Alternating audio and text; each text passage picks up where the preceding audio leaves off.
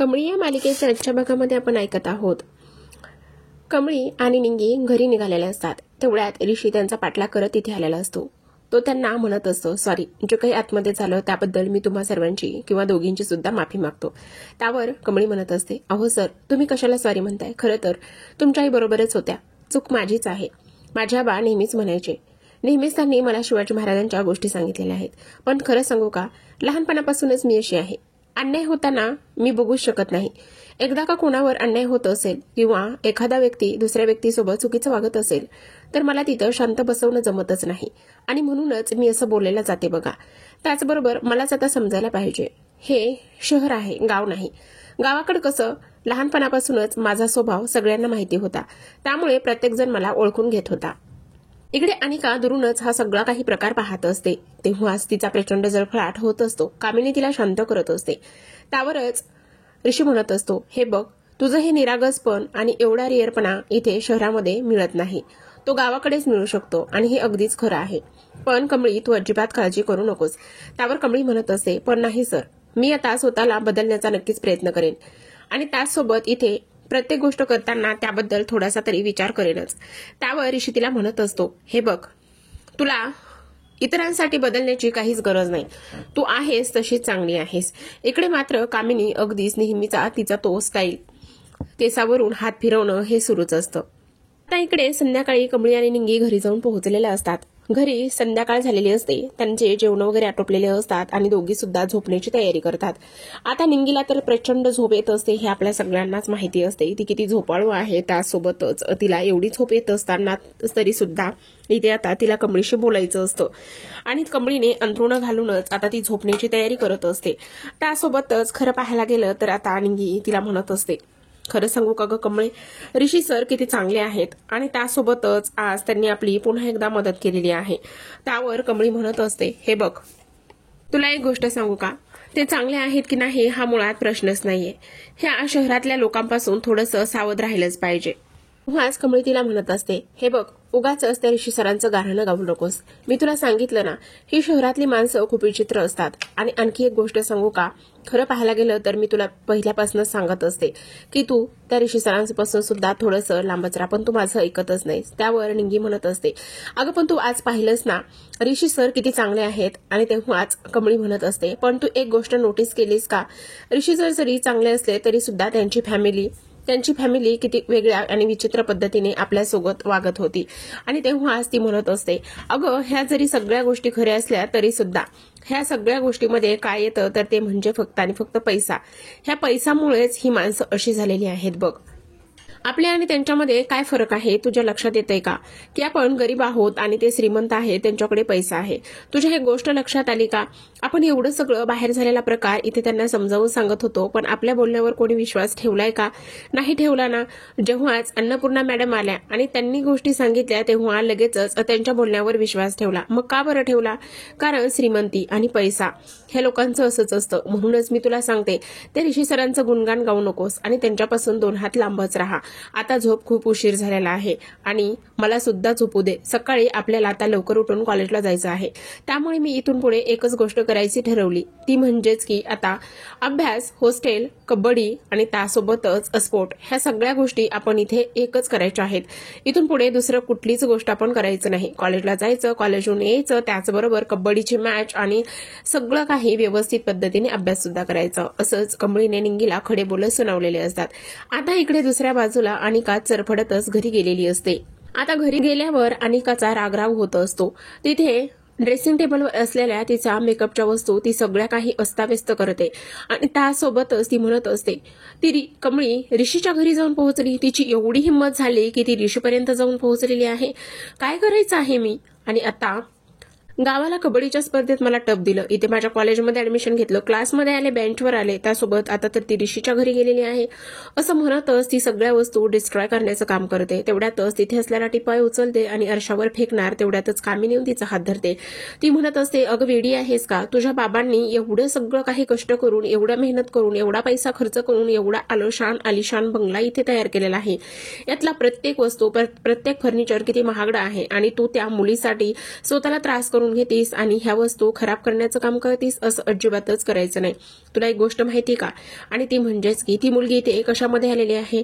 मुंबई शहरामध्ये तिचं येण्याचं ध्येय काय आहे? तर ते फक्त आणि फक्त इथे येणं आणि शिक्षण घेणं, त्यासोबतच तिचं सपान पूर्ण करणं. तिचं स्वप्न काय आहे? तर त्या कॉलेजमध्ये ऍडमिशन घेणं हे होतं, शिक्षण घेणं हे होतं आणि मोठं ऑफिसर होणं हे होतं.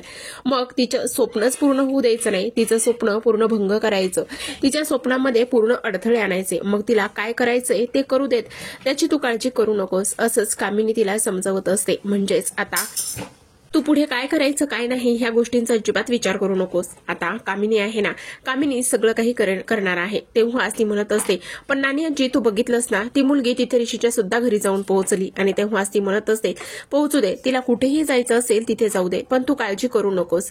तिचं जे स्वप्न आहे ना ते स्वप्न आपण भंग करायचं आहे, याचाच तू आता विचार कर, असं ती बोलत असते. तर आता प्रेक्षकांनो, दुसऱ्या दिवशी सकाळची वेळ असते आणि दुसऱ्या दिवशी सकाळी नेहमीप्रमाणे सर्वजण कॉलेजमध्ये आलेले असतात. कॉलेजमध्ये आल्यावर अनेक ग्रुप हा जवळपास 6 जणांचा असतो तिला पकडून. आणि तेव्हाच त्या ग्रुप मधील प्रत्येक मुलगा मुलगी अनिकाला मुद्दामूनच ढिवाचण्याचं काम करत असतं. ते म्हणत असतात, काय बाबा ही कमळी तर ऋषीच्या घरी जाऊन पोहोचली आणि त्यासोबतच ती आता काय काय करणार आहे माहिती नाही. पण अनिका मात्र त्या लोकांना काहीच उत्तर न देता तिथून निघून जाते. आता ती लोक म्हणत असतात, अनिकाचं हे वागणं काय आहे? आपण एवढं सगळं बोललो पण हिनं तर काहीच उत्तर दिलं नाही, मग ही नेमकं काय करणार आहे? असं म्हणूनच गेलेल्या अनिकाबद्दलच ही लोक चर्चा करत असतात. आणि त्यावरच ते म्हणत असतात, नाही आता तर मात्र कमळीची काही खरी नाही, असंच ते बोलतात. तर इकडे दुसऱ्या बाजूला आता कमळी सुद्धा कॉलेजमध्ये येऊन पोहोचलेली असते.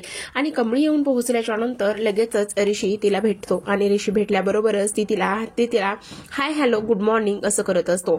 इकडे मात्र ही लोक सुद्धा आता अनिका काय करते कमळी सोबत याच्याबद्दल चर्चा करत असतात. आणि आता कॉलेजचा पहिला पिरियड चालू होत असतो. आता पहिलं लेक्चर असतं ते म्हणजेच की ऋषीचं. आणि ऋषी क्लासमध्ये जाता सगळेजण त्याला गुड मॉर्निंग विश करत असतात. खरं पाहायला गेलं तर ऋषी सोबत कमळी आणि दोघं एकमेकांना सोबत पाहिल्याच्या नंतर अनिकाचा पुन्हा एकदा जळफळाट होतो. ती स्वतःला इथे कंट्रोलच करू शकत नाही, त्यामुळे तिला प्रचंड राग आलेला असतो.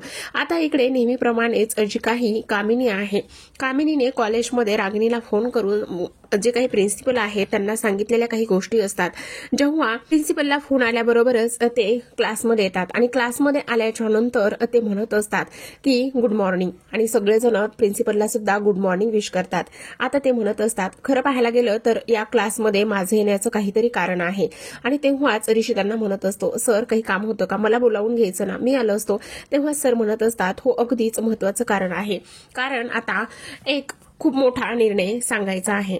प्रिन्सिपल म्हणत असतात, खरं सांगायचं तर तुमच्याकरिता खूप मोठी बातमी आहे. आणि ती बातमी म्हणजेच की आता या कॉलेजमध्ये जे नवीन ऍडमिशन झालेले आहेत त्यांच्याकरिता एक एंट्रन्स एक्झाम होणार आहे आणि ती सुद्धा उद्याच होणार आहे. असं ऐकल्यानंतर आता इथे निंगी म्हणत असते, अगं कमळे हे आणि गं काय?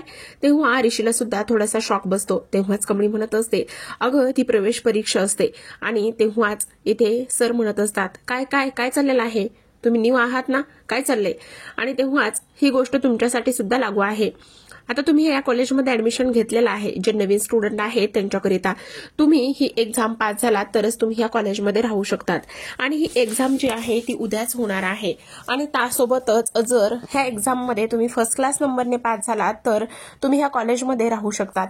खरं पाहायला गेलं तर मेरिटचा सुद्धा इथे विचार करावा लागतो. म्हणजेच आपलं कॉलेज मुंबईतलं नाही तर महाराष्ट्रातलं टॉपला कॉलेज आहे, त्यामुळे मेरिटचा विचार करावाच लागणार आहे. म्हणूनच तुम्हाला सगळ्यांना मी सांगतो, जे न्यू ऍडमिशन झालेले आहेत त्यांनी उद्यासाठी तयार राहायचं आहे. आणि त्यासोबतच ही एक्झाम तुम्ही पास व्हायची का नाही हे तुमच्या हातामध्ये आहे. आणि ह्या सगळ्या गोष्टी इथे मी तुम्हाला आता सांगत आहे. हे सगळं ऐकल्यानंतर खरं तर ऋषीला खूप मोठा धक्का बसलेला असतो. त्याला असं वाटत असतं, खरं पाहायला गेलं तर कॉलेज असं अचानक कधीच एक्झाम घेत नाही. हा फर्स्ट टाइमच असेल की कॉलेजने अशी एक्झाम इथे अटेंड केलेली आहे. आणि हे सगळं काय आहे? तेव्हाच प्रिन्सिपल म्हणत असतात, आता तुमच्यावर सगळं डिपेंड करत आहे, तुम्हाला पास व्हायचंय का नापास व्हायचंय, हे कॉलेजमध्ये राहायचंय की सोडून जायचंय. असं म्हणूनच कॅरी ऑन करतच ते तिथून निघून जातात.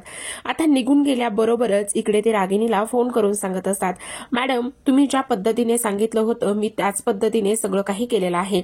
तुम्ही जसं मला सांगितलं तसंच मी केलं आणि तुमचं काम मी व्यवस्थित आणि चोख पद्धतीने केलंय.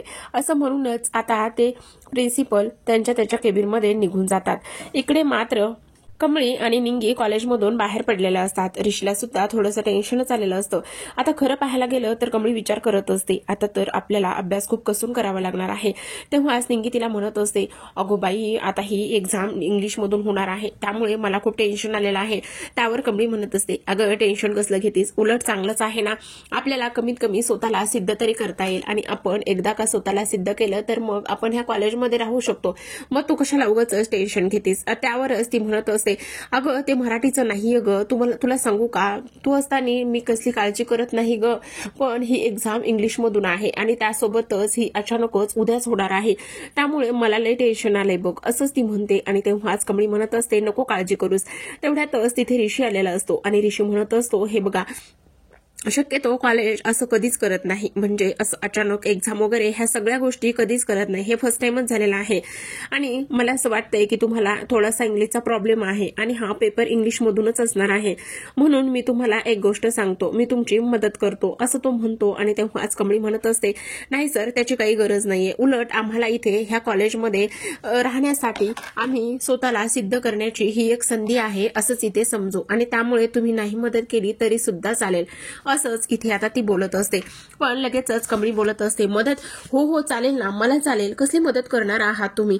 पण कमळी म्हणत असते, नाही नाही सर, त्याची काही गरज नाहीये, खरंच तुम्ही इथे पुढे आलात आणि त्यासोबतच इथे आम्हाला एवढं सगळं काही विचारलं, त्यामुळे अगदीच तुमच्या मनापासून आभार, पण ह्या सगळ्या गोष्टी करण्याची काही गरज नाही, असंच इथे ती बोलते.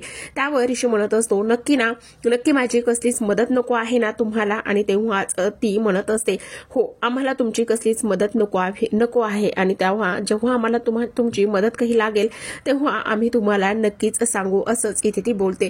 त्यावर लगेचच आता इथे निंगी म्हणत असते, खरंच काय देव माणूस आहे ग, सर नाही सर, हा खरंच साक्षात देव माणूस आहे, असाच ती इथे विचार करते. आणि ह्या सगळ्या गोष्टीचा विचार केल्यावर आता ऋषी तर तिथून निघून गेलेला असतो. तर आता इकडे हे दुसऱ्या बाजूला कॅन्टीनमध्ये यांचा ग्रुप हा बसलेला असतो.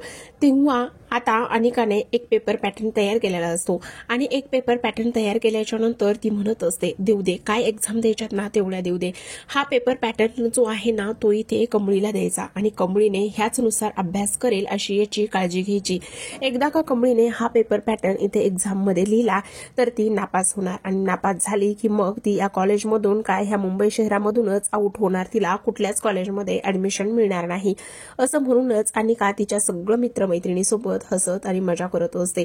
आता ती म्हणत असते, हा पेपर पॅटर्न कसा द्यायचा, कसं काय करायचं, हे सगळं काही तुझ्या हातात आहे, असं म्हणूनच ती तिच्या एका मित्राला कामाला लावते. इकडे कमळी आणि निंगी लायब्ररीमध्ये आलेल्या असतात आणि त्यांना आज खूप अभ्यास करायचा असतो, कारण ऑन दी स्पॉट उद्या एक्झाम असते. आणि त्यामुळेच तेवढ्यातच आता कमळी बुक्स शोधत असते तर निंगी तिच्या पाठोपाठ आलेली असते. त्या निंगीला लगेचच तो मुलगा इथे मध्येच गाठत असतो. त्या मुलाने मध्येच तिला गाठल्याच्या नंतर तो म्हणत असतो, हे निंगी. तेव्हा ती म्हणत असते, ए, माझी का वाट अडवलीस, चल हो बाजूला, मला तुझ्याशी काही नाही बोलायचं, त्या दिवशीचं लक्षात नाहीये का तुझ्या. तेवढ्यातच तो म्हणत असतो, अगं जरा माझं ऐकून तरी हे तुम्ही काय म्हणतोय ते, आणि उद्या एक्झाम आहे ना. तेव्हा ती म्हणते, हो त्याचाच तर अभ्यास करतोय ना. तो म्हणत असतो, हे बघ, उद्याच्या एक्झामचा हा माझ्याकडे पेपर पॅटर्न आहे, हा पेपर पॅटर्न घे आणि उद्या असंच येणार आहे, ते सगळं तू असंच बघून लिही. त्यावर निंगी म्हणत असते, अरे पण नको हा, उगाचच फसवलंस मला तर. तेव्हा तो म्हणत असतो, अगं असं काय करतेस, मी सुद्धा हाच पेपर पॅटर्न यूज करणार आहे, कारण ही क्वेश्चन पेपर आहे आणि हीच सगळी काही एक्झाम मध्ये येणार आहे. तेव्हा निंगी लगेचच त्याला तो पेपर पॅटर्न परत हातात मध्ये देत असते. ती म्हणत असते, अरे बाबा, माझ्याकडे पैसे पिसे तसलं काही बी नाही, उगाचच पैशाची मागणी करशील तर मी काही देणार नाहीये. तेवढ्यातच तो म्हणत असतो, अगं काही गरज नाहीये त्याची, जेव्हा तुझ्याकडे पैसे येतील तेव्हा मला आरामात दे, पण लक्षात ठेव, हेच सगळे काही क्वेश्चन्स इथे एक्झाम मध्ये येणार आहेत. तेव्हाच निंगी म्हणत असते, अरे पण पण पण बिन काही नाही ग, ठेव तू, माझ्याकडे पण मला आहे, तू नको काळजी करू, पण एक गोष्ट लक्षात ठेवा, याच्या व्यतिरिक्त कुठलाच क्वेश्चन येणार नाहीये, ही क्वेश्चन पेपर आहे आणि उद्याच्या एक्झामचीच आहे, असंच इथे ती म्हणत असते. आणि इकडे मात्र अनिकाचा सगळा काही स्टाफ जो आहे किंवा तिचा जो काही ग्रुप आहे तो हे सगळं काही इथून पाहत असतो. इकडे कमळी पुस्तक शोधत असते आणि अधूनमधून तिचं लक्ष असणाऱ्या निंगीकडे जात असतं. निंगीचं काहीतरी चाललेलं आहे हे मात्र तिच्या थोड्या वेळाने लक्षात येतं. तेवढ्यातच आता कमळी तिथे अभ्यास करण्यासाठी बसलेली असते. आता मात्र निंगी ते पुस्तक जे काही पेपर आहे तो घेते आणि धावतच कमळीकडे येते. तर इकडे सगळा स्टाफ जो आहे तो खूपच आनंदामध्ये असतो, कारण त्यांचा प्लॅन जो आहे तो मात्र यशस्वी झालेला असतो. आता निंगीने तो पेपर इथे कमळीला दाखवलेला असतो आणि ती म्हणत असते, हे बघ कमळे, तो मुलगा भेटला होता, खरंच मी त्याला उगाचच वाईट साईड बोलले त्या दिवशी, खरं सांगू का, त्यानेच हा उद्याच्या एक्झामचा क्वेश्चन पेपर आपल्याला दिला आहे. आणि तेव्हाच कमळी म्हणत असते, अगं पण हे कसं शक्य आहे. आणि तेव्हा निंगी तिला त्या मुलाबरोबर झालेलं बोलणं आणि तो सगळा काही प्रकार व्यवस्थित तिला समजावून सांगत असते. तेवढ्यातच आता कमळी आनंदी होते आणि ती म्हणत असते, अरे वा, म्हणजे आपल्याला आयताच इथे क्वेश्चन पेपर भेटलेला आहे, कसलं भारी आहे ना हे. तेव्हाच निंगी म्हणत असते, हो कसलं भारी आहे, चल चल चल, असं म्हणूनच आता लायब्ररीमधून त्या हॉस्टेलमध्ये जातात. तर आता संध्याकाळची वेळ झालेली असते आणि कमळी आणि निंगी अभ्यास करत असतात.